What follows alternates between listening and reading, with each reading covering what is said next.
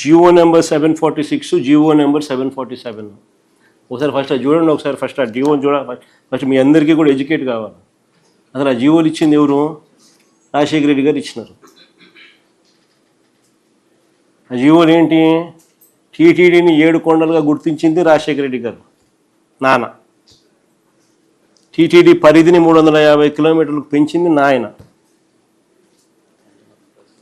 అన్యమత ప్రార్థనలు టీటీడీలోనూ మిగిలిన ఒక 19 గుడుల దగ్గర జరగకుండా కట్టడి చేస్తూ జీవోలు ఇచ్చింది కూడా నాయనే, వైఎస్ఆర్ఏ.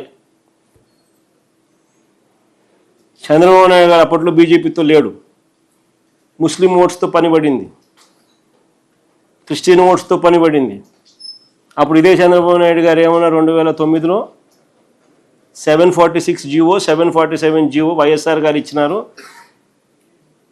మేము వచ్చినా క్యాన్సిల్ చేస్తామన్నాడు. ఇది హిస్టరీ. ఆ వీడియో రికార్డ్ ప్లే చేయి మా చంద్రబాబు నాయుడు అన్న మాటలు. 746 జీవోలు 2 వచ్చాయి. నేనున్నప్పుడు ఎప్పుడు కూడా 746 కానీ 47 జీవోలు అవసరం రాలేదు. ఈ ప్రభుత్వం వచ్చిన తర్వాత ఈ 2 జీవోలు కూడా వచ్చాయి.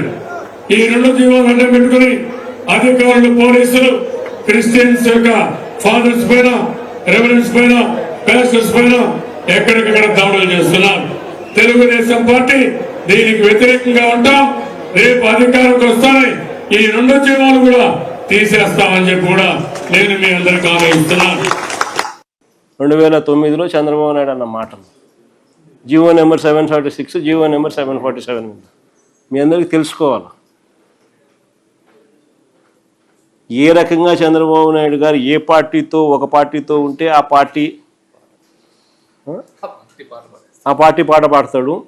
మళ్ళీ ఆయనకు ఓట్లు అవసరం ఉన్నప్పుడు, ఆ పార్టీ వద్దు అనుకున్నప్పుడు వేరే మళ్ళీ ఓటర్తో మళ్ళీ వేరే రకంగా పని పడినప్పుడు మళ్ళీ ఏ రకంగా ప్లేట్ మారుస్తారనేది ఎగ్జాక్ట్గా నీకు ఆ GO number 746, GO number 747 YSR గారు చేసినది. ఆ తర్వాత చంద్రబాబు నాయుడు గారి ప్రసంగం 2009లో ఆయన చేసిన ప్రసంగం. మళ్ళీ ఇప్పుడు చంద్రబాబు నాయుడు ఇప్పుడు ఏమంటున్నాడు? ఇవి కూడా కంపేర్ చేసినామనంటే చంద్రబాబు నాయుడు గారి క్యారెక్టర్ ఏంది, నైజం ఏంది అనేది అర్థమవుతుంది. దొరికింది అదేమన్నా?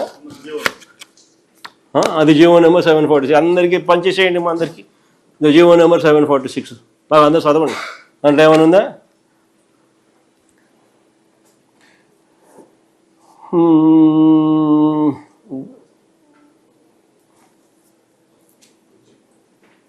సారాంశం లేక బా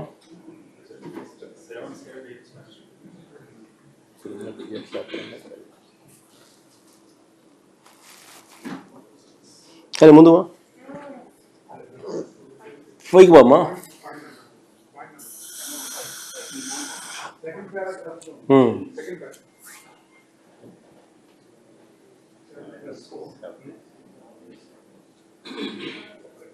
కానీ ముందు ఇంకా ముందు సారాంశం చదివితే సరిపోతుంది. జీవోలు ఎప్పుడు కూడా ప్రిల్యూడ్ అంతా రాసి ఉంటారు, సారాంశం చదువుతారు.